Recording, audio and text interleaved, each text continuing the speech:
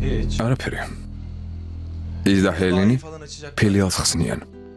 ამის გამო მოვიდა. ჰელენი შენს მეგობრებთან ერთად ფილიალს ხსნის? წინააღმდეგი ხარ? შენს მეგობრებთან ერთად. ილიას, იმ ქალს რა უნდა?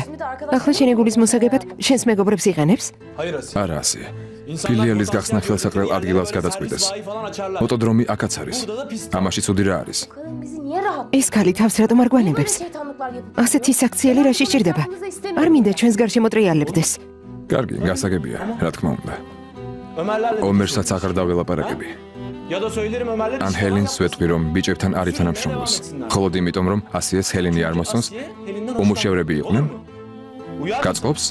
თუ რა ვუთხრა?